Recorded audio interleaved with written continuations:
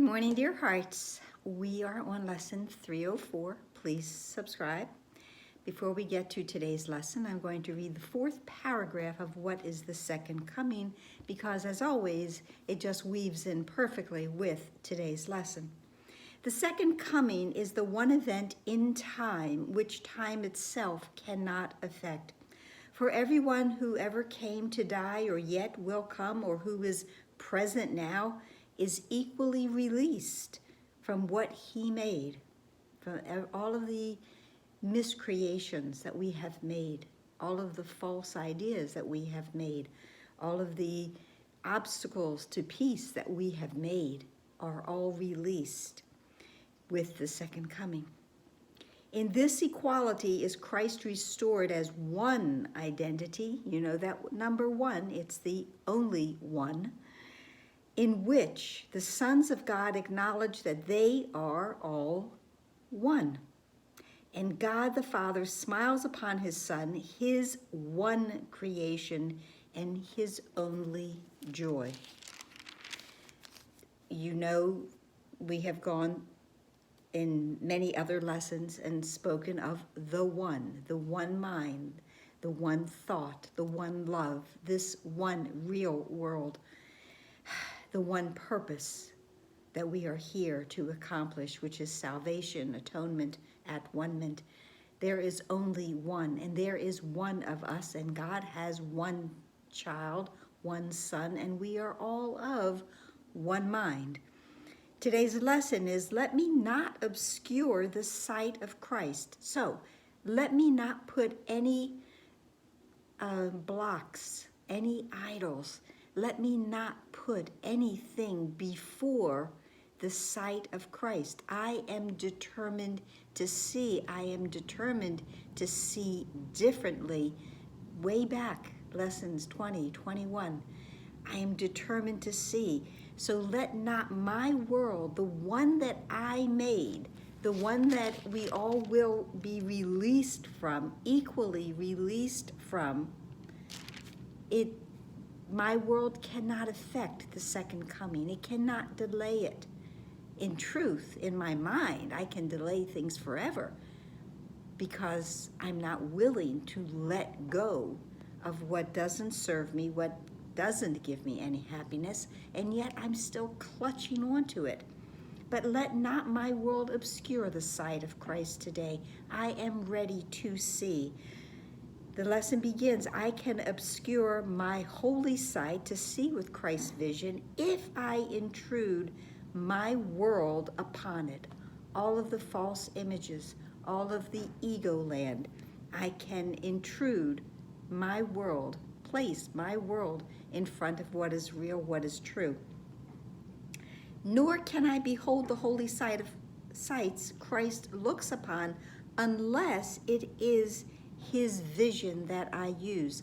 I will not use the body's eyes today.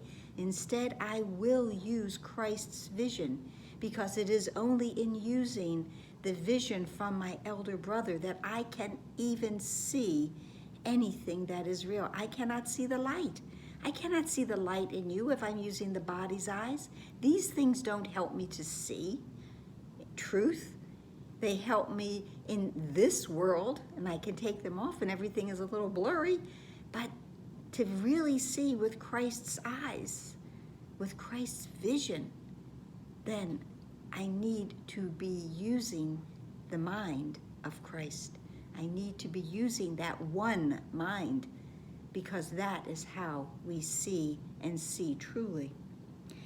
Perception is a mirror, not a fact, and what I look on is my state of mind reflected outward. It just so happens that in a group I participate, co-facilitate on Monday mornings, our reading was about the equality of miracles.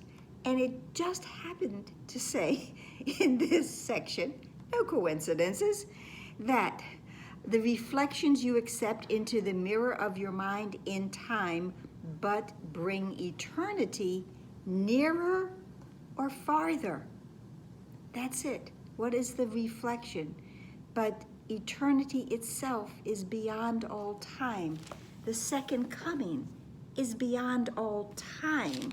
And it is the one event in time which time cannot affect. Perception is a mirror, not a fact. And what I look on is my state of mind reflected outward. If I want to see heaven, reflect the peace of heaven here and bring the world to heaven. It is that wonderful cause and effect. It is that wonderful giving and receiving are one in truth. My state of mind is reflected outward. I want to see heaven, so it must come from within my mind. And that is me joining my mind with the mind of Christ.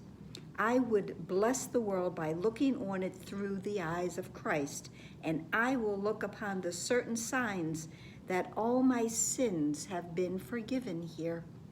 All my sins have been eradicated, just gone with the second coming, with the use of Christ's vision. Nothing remains except God's love. Everything else has fallen away. We have no need of it. We have no use for it. The second part of the lesson is in the prayer portion in italics, and it says, "You lead me from the darkness to the light, from sin to holiness. Let me forgive and thus receive salvation for the world." The salvation of the world depends on me. So let me receive it so I can extend it and give it to the world. It is your gift, my Father, given me to offer to your Holy Son, that he may find again the memory of you and of your Son as you created him. I am as God created me. Let me remember I am one with God. And let me remember that heaven is already here, but it has to be from within my mind, and that I want it, and I want it truly, so that I may see it as the only thing I see, and not my world obscuring the sight of Christ today. That's it. I hope it helped. Please like, please share, please subscribe, please comment. Please smile. We're gonna do that from now on. We're just going to smile, because this is such a lovely, joyful, happy course, and God's world is happy. Remember that from a previous lesson? Heaven is happy. God's world is happy. Let us be happy too. Like, share, subscribe, comment, pray, smile. Please be here tomorrow. Namaste.